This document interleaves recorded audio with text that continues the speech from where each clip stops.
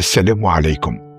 في المغرب المدة هذه ثم برشا مظاهرات عارمة من شباب يطالبون بجودة الصحة والتعليم وغيرها، كما القضاء على البطالة. والمظاهرات هذه يقودوها شباب أطلقوا على أنفسهم جيل زد 212، جينيراسيون زد 212، ويرمزوا لها بالرمز جي زد 212. حسب رايكم ايش معناها جي زد اصلا؟ ومن بعد تو نعرفوا علاش 212. في بودكاست درة وخاصة في فقرة أصل الكلمة باش نهزوكم إلى أبعد نقطة ممكنة باش نعرفوا أصل الحكاية. ركزوا معايا وكملوا الفيديو للآخر تو نفسر لكم بالتدقيق حكاية جيل زد. يقول القائل علاش زد ما هوش إكس أو إيكغيك وإلا غيرهم من حروف الأبجدية؟ الحكاية سهلة برشا باش تتفاجئوا اللي نعم فما أجيال أخرى اسمها إكس وإيكغيك. تقول لي كيفاش؟ تنقولك تبعني للآخر تو تعرف. يا سيدي شد عندك. في علم الاجتماع والديموغرافيا عند الغرب كانوا يصنفوا الأجيال بعد الحرب العالمية الثانية، وأول جيل صنفوه اسمه بيبي بومرز، وهم مواليد 1946 حتى 1964 بسبب الانفجار في المواليد بعد هذه الحرب. ومن بعد جاء الجيل من مواليد 65 حتى 1980 وسموه جيل إكس، واختاروا حرف إكس حسب الصحفيين والباحثين لأن هذا الجيل جاء في فترة تحولات كبرى في العالم، الشيوعية والرأسمالية وغيرها، واعتبروه جيل مجهول الهوية لم يتضح الشكل بتاعه بعد، فاستعاروا إكس كرمز للمجهول كما في الرياضيات.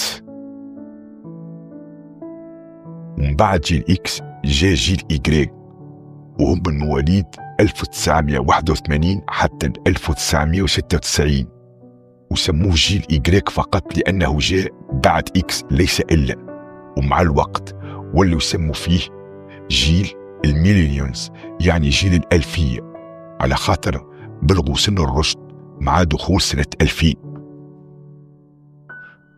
ومن بعد جيل إيكغيك جاء جيل زد اللي هما من مواليد 1997 حتى 2012 وسموه زد للتسلسل الأبجدي إكس إيكغيك زد.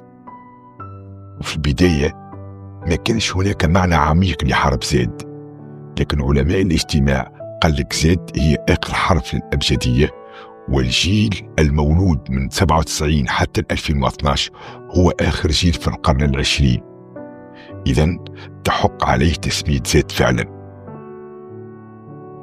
علماء الاجتماع يقولوا إن جيل زد هو جيل يعتمد كليا على الإنترنت ووسائل التواصل الاجتماعي من تيك توك وفيسبوك وإنستغرام وغيرها.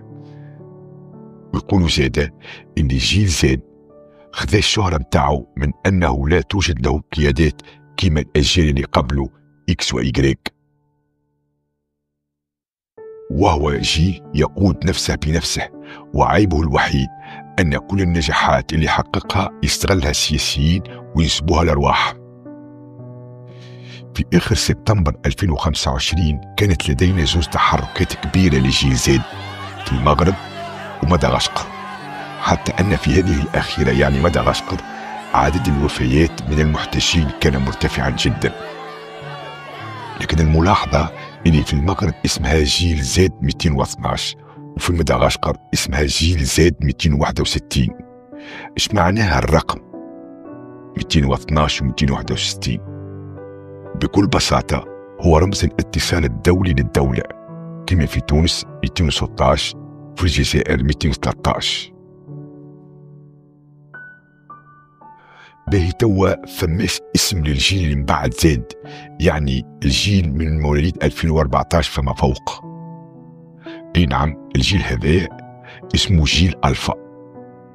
الألفا هي أول حرف في الأبجدية اليونانية، وهما أول جيل في القرن 21.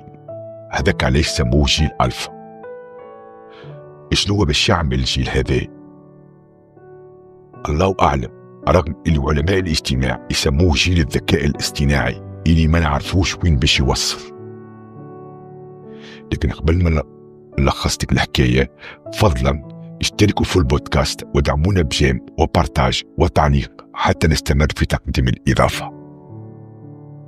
الخلاصة: أول حاجة، جيل زد هو الجيل الذي نشأ بالكامل في عصر الإنترنت والهواتف الذكية. 2، جيل زد واعي بشكل كبير بالقضايا العالمية خاصة كما فلسطين. 3، جيل زد يثق أكثر بالمحتوى الرقمي عن طريق المؤثرين أكثر من المؤسسات التقليدية للدولة. 4، مهتمين أكثر بالعمل الحر فريلانس، الريادة الرقمية والنشاط على التيك توك والإنستغرام والفيسبوك وغيرها. 5، مشكلته الكبيرة اللي ما عندوش قيادة، ويقولوا علماء الاجتماع إن شاء الله يمتلكها جيل ألفا. انت توا اللي كملت الفيديو الآخر من أي جيل، زد ولا إكس ولا يجريج ولا اللي قبلها من الكل؟ ياريت تخلينا الجواب في التعليق.